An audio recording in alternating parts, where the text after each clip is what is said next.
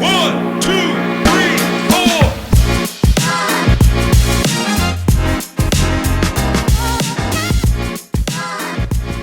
Hey guys, and welcome to Marketing in the Madness. Now, today, as you can see, I am recording at Shoptalk, and I have been interviewing some amazing people. And honestly, the interview I've just done with the fantastic Mark Ralea from Fabletics has probably been one of my favourite. I don't know if I'm allowed to say that. It's been really lively. He's got some fantastic opinions, and he's really open and really honest. If you don't know Fabletics, they shook the market up. They've taken a really innovative approach to building a business. They actually think of themselves as a tech company rather than an activewear business.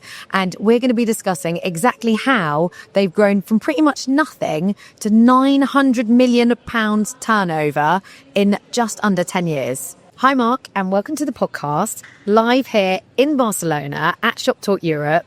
I'm very excited about today's interview because I am a Fabletics customer. I shop with you guys a lot. I'm on the subscription model. So I'm going to go straight in and start with the subscription model. Obviously, when you guys launched, your go-to-market strategy was quite different to a lot of other fashion brands in the kind of fitness world. Yeah. Why did you decide to launch with the subscription model? So first of all, I'm really happy that you are a customer of us. Second, I'm really afraid as soon as we're talking about products, because in female products, I'm not as aware as you are. So let's see. Perhaps about Fabletics itself, it's only one brand of a group. So we call ourselves Textile Fashion Group. And we launched with our first model was Just Fab, which was a shoe subscription model.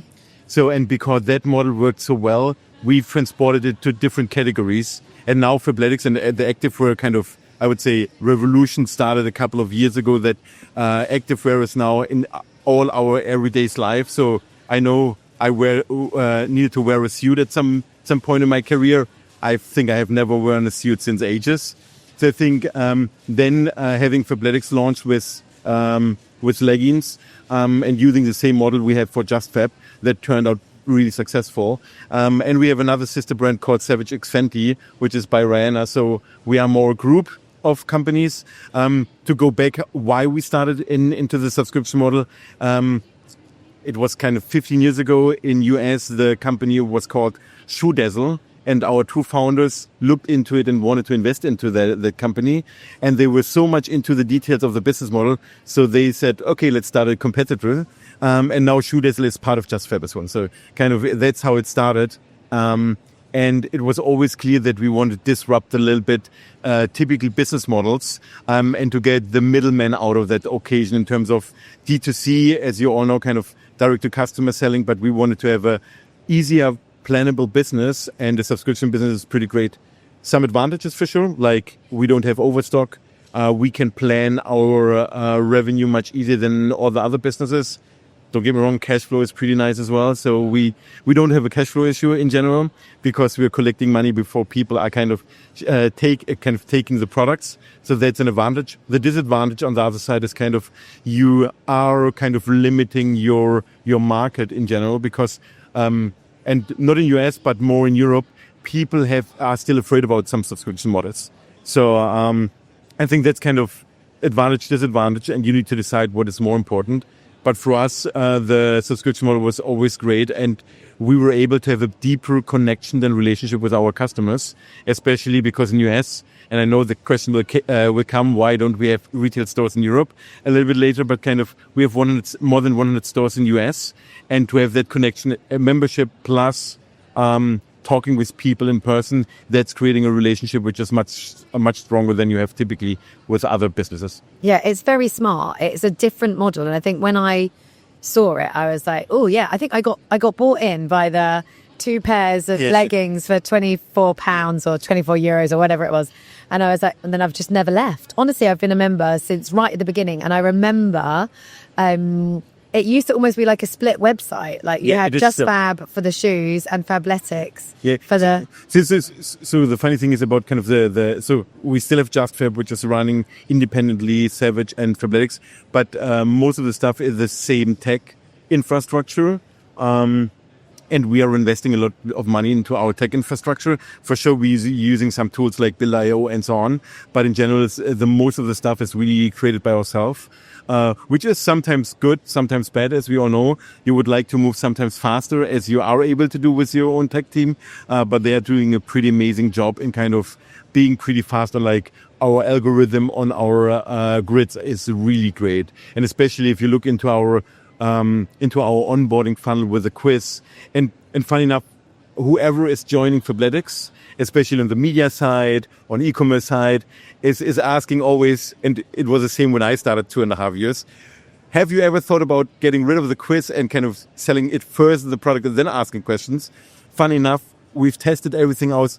The quiz has still the best performance of all, but it's still funny to see that kind of all the people are thinking, hey, why are you having a quiz? It's stupid, but for us, it's working pretty well. Yeah, I think everything that you guys do is different. Yeah. So you've really innovated in the activewear space in terms of how people shop and buy from you. The subscription model, I quite like subscriptions personally. Makes it really easy for me. I know what I've got coming. I guess most of my subscriptions is I don't know, for like vitamins or something different or dog food that just comes to my house. So this does work a little bit differently. And you're reminding me, I've probably got a few Fabletics credits that I need to go and spend. Yeah, you did. But I buy stuff for me and my daughter. But I think it's been really smart to see how you guys do things differently. Like the outfit, you recommend full outfits, which again, for me, such an easier way to shop.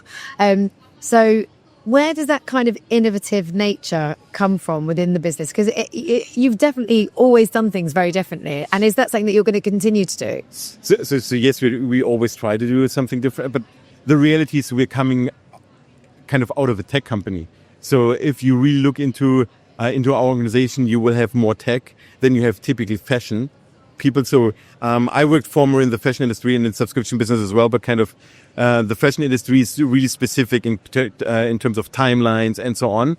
And because we started with kind of a business model and then added the product, it's kind of a different approach. So you have a lot of tech people who always are questioning the status quo, which is really great, because the reality is tech people and kind of they are lazy. If they are able to make something easier, that they have not to do so much work, they are doing it, and that's how they are pretty innovative in doing stuff.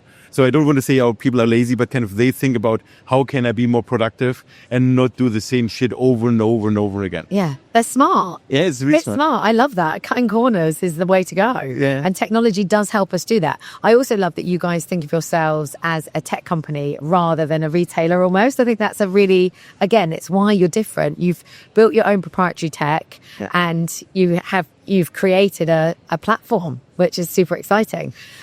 So on that, I am now going to move away from the technology chat because there's been a lot of that here this week. And I want to go back to stores. Now, I have frequented your store on Regent Street. So the store used to be on Regent Street, but it's not there now. And obviously you are predominantly an online business. Even when I went in, I was like shocked. I was like, oh, I can use my online credits to buy an outfit in store. I was like, yes, this is amazing. But the online store's gone. Why is that? Not the online store. The retail store's gone. So first, coming a little bit to tech, we have a pretty good omnichannel solution. Kind of, you can use your membership within the stores always. And now in US, we are starting with RFIDs as well. Kind of, best case, we can already know that you're entering the store before you even kind of know that you're near the store. So it's really, really great. We started in US with a lot of retail stores. Now we have more than 100 in our fleet, and we want to open up more stores in US. And at the end, the stores are for sure a new customer driving into kind of our model, because it's much easier to explain in person our model versus kind of online. And for sure, it's a branding factor as well, because people see our store. So why in Europe we don't have the Regent Street store anymore? Perhaps for people who are not out of London, Regent Street is by far the most expensive street you can imagine, kind of. And when typically US companies are joining the European market, the easiest way is to go to UK. Because you swap it, so marketing stuff and like our influencer and collaborations like with Khloe Kardashian, Kevin Hart, it's much easier for UK people to understand versus kind of France or Germany, because they are not so firm with what's happening in US typically. So we started in UK, and for them the rent on the Regent Street is not so high, because in LA you pay higher rents, or kind of we have in New York flagship store as well, which the rents are pretty high too. But for the European business to get that money back into the pocket, it's pretty tough. And they have not thought about a flagship store because the reality, nobody on Regent Street is doing any money. It's for most of the brands, perhaps Burberry is doing, but kind of the reality, most are not doing any money there. So we decided at some point to really reassess how we are doing retail. So what I can tell you already, we will start again with retail stores in Europe. So we will launch, and it depends on how fast we are with the build out, but we will launch in September, October with the first flagship store. But we want to move away a little bit from typically having products in a store and you can buy it and there is a little bit service behind. I think what was interesting to see how Gymshark is doing Regent Street with their gym as well. And even if their target group is male dominated and kind of more the gym rats, and so it's a target group we are not targeting too much compared. I think it was interesting to see that it's an experience. I don't want to say we copy Gymshark, but we thought about it after we've seen Gymshark, how we can adapt that for our model as well. So we will have nearly 900 square meters in one of the most best known department stores in Europe, without saying the name because it will be officially announced in a couple of weeks, with 900 square meters. About it will have a gym. It will, and we are talking about not a gym rat gym. We talk about kind of reformer Pilates. We talk all that with cryo chambers, with a nutrition bar. So it will be an entire well-being, active kind of experience. And that's kind of what we want to have in the future, because the only retail store selling some goods, don't get me wrong, kind of that is not a competitive advantage anymore. And I think if we're looking into the future, 5, 10, 20 years from now, only selling products in a store will not be enough for that these stores are still existing. Mark, I love that. Can I get an invite, please? Yeah, sure. You would. I want to get. Definitely. No. If I promise you this isn't going out for 2 weeks, can you tell me which retail store? So I can tell you afterwards, so you can. Okay, you can tell me afterwards, and then maybe we'll release it as a little social post as an exclusive. But that is amazing, by the way. Like, I am very much with you on the fact that retail. Like, look, we all shop digitally, right? I find most of the things that I want to buy through social media. I then will purchase everything online. But when I do go shopping, I want to go and have an experience. And that feels like something exciting that I want to go to. Interesting that you referenced Gymshark, actually, because me and my daughter went shopping in Westfield recently. And Gymshark were doing if you did 10 pull-ups on then you get 20% off your purchases. So I think those kind of, and they had people queued up outside watching what's going on. It makes the shopping more of an experience. And I think as the world gets more digital, and let's not hide away from that is a fact, we want these more fun experiences when we go shopping, because it becomes a day out. It is part of the experience. But the thing is, well, it's getting more digital. Why? Because kind of the typical stores are not providing any added value.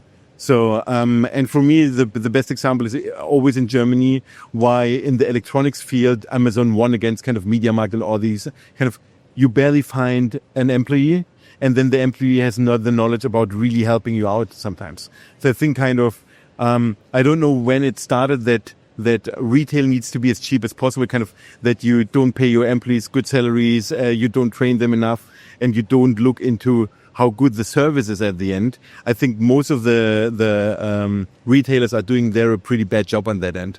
So I believe to create that kind of experience is pretty important. And the experience and relationships are not built with emails. They are not built with any AI chatbot, even if people and service providers will tell you that kind of storyline that you will have a better relationship with your customer. Relationships are built with people first, and second, when something is going wrong and you can help them out, but on a personal level. And I think that's the big difference where most of the companies are still failing. And again, kind of, if we're looking into the trend 5 or 10 years ago was personalization. Now we're talking about AI, and the reality of all of us kind of, and at Fabletics, after that kind of show, you will definitely enter the quiz and then waiting for your first personalized email, and you will see it's the same email your friend will get. So the reality is all the brands are talking about it, but we are not so far as we could be. And when we're talking about how much data we have as well, how much we really use in our day-to-day base, it's kind of a small fraction and piece.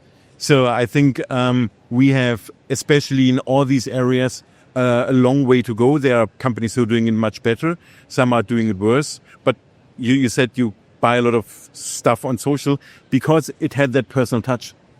It's not about kind of you see an ad and you purchase it. It's typically when an influencer, which is not kind of the typical, I have again a collaboration. It's more kind of a real content piece, which makes sense. So for me, as an example, I bought the Creamy of Shark Ninja. So I've never heard about the brand before. They are incredibly big already.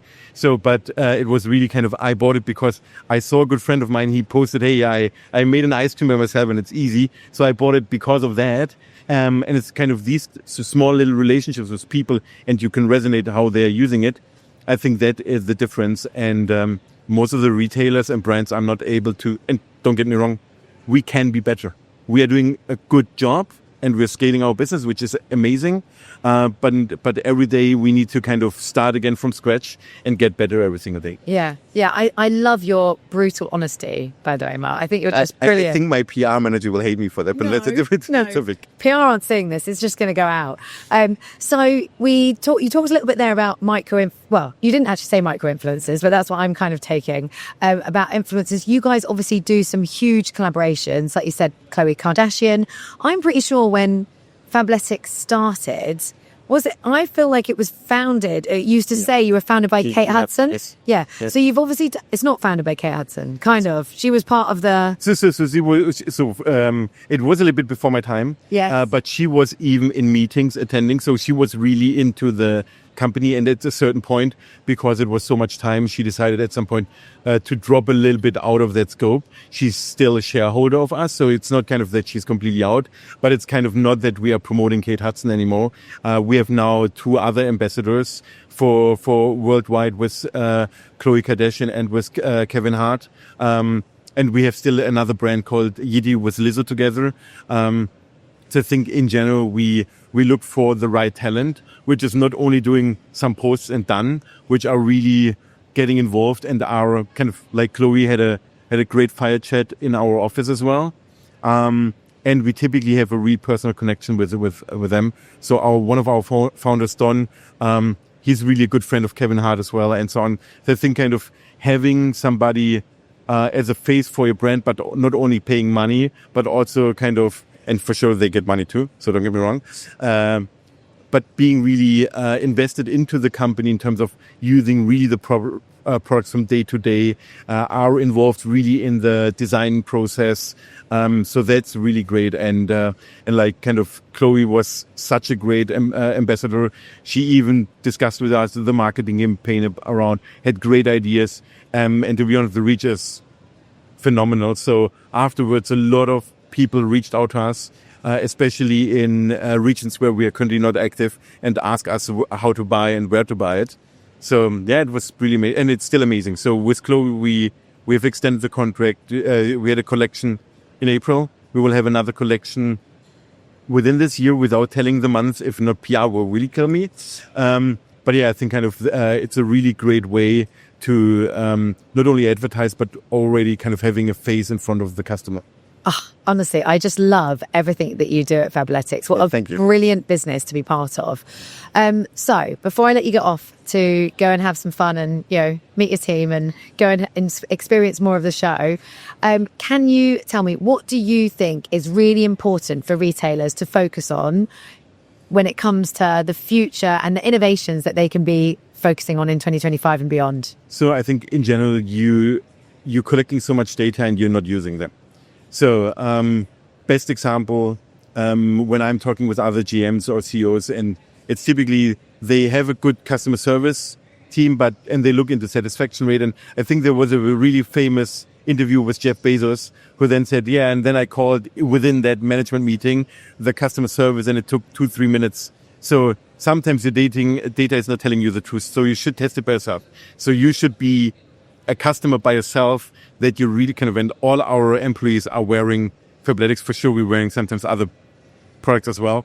But typically, we are really into our products. We are purchasing them in our retail stores. We're purchasing them on our website, because only if you get through the normal process, you know what kind of the customer is facing. Like when shipping is delayed, look, for us, even for me, it sucks. So then we can really work together into that.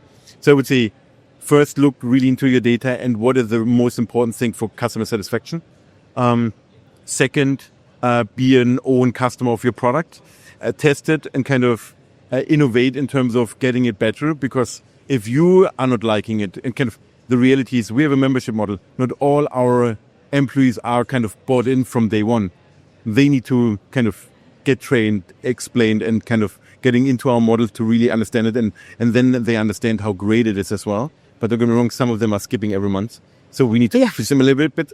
And kind of the third thing is the relationship with your customer is not built with a promotion email. It's not built with only an onboarding flow. It's really the personal touch, which is really important. Because if we're looking into kind of our history of what is the brands we are connecting, it has always something to do with the person we spoke or with an emotion we had with that product. So I think the best example is like music. You resonate with music because it has that kind of, you had that first love and you think about a music song directly.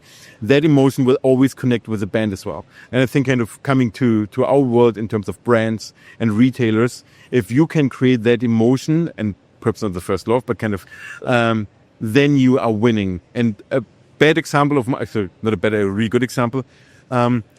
I was former the MD of Glossybox, which is a beauty subscription. And because it's not owned by the Hut Group anymore, it's kind of, so I can now tell that story. What we have created is we have done a mistake by purpose at the beginning. So your first box was never perfect. We had a starter box, so you always get 4 products which are completely fitting your beauty profile, but we had 1 product which never fitted your beauty profile. So, and when the box arrived at your house, we sent you already a message via customer support and said sorry to you. We said, hey, we have packed your box. There was a mistake. You received a product which is not fitting your beauty profile. We are really sorry for that. With your next box, you're getting 2-3 additional products. The reality was that was by purpose, because we lowered attrition massively. Why? Because what we have created is that moment that people thought, hey, if they're doing a mistake, they tell me up front, I don't need to go to customer support. So whenever a delay in shipment, when somebody is telling you that there is a delay, it's easier. If, like at a hotel, there is something wrong with your reservation, if they would do it in advance, it's so much easier. And that's creating that kind of, you have the feeling, hey, they are proactive, they see mistake they are doing, I love that brand even more. So that's what we have done because the scale was able to do, but kind of creating these specific moments when it's perhaps for the company a little bit uncomfortable, but it has a great experience for the customer. That's key. I would not do that again with Fabletics. So sorry, sending out products which are not fitting. But for Glossybox back then, that turned out to be a huge win in relationship. And now coming back to Fabletics, at the end, it's kind of, we are inclusive from size. It's currently, I think, 5XL. So really kind of from really small to really big, being with our customers on a journey and not for a month or 2 or 6 or 12. And kind of it's one step at a time. It doesn't mean that you always need to lose weight I should lose weight. So that's a different topic. But being together with them on a journey and helping whenever they have an issue or finding the right product for them. It's kind of that what makes a big difference. Are we good at that? We're getting every day a little bit better. But I think especially the retail stores are doing a phenomenal job on that end. And there we are creating really cool communities. You have a really holistic and experience-led approach, I think, to running the business. You're honestly one of my favorite. I'm even more of a Fabletics fan after having interviewed with you. So thank you, Mark, so much for coming on. Honestly, amazing. Thank you really much. And please check out fabletics.co UK. It's great products. No, but kind of, I really enjoyed the time. And if there is anything, feel free to reach out. Yeah, you're going to kick me and the street team out in Fabletics now. Yeah, sure.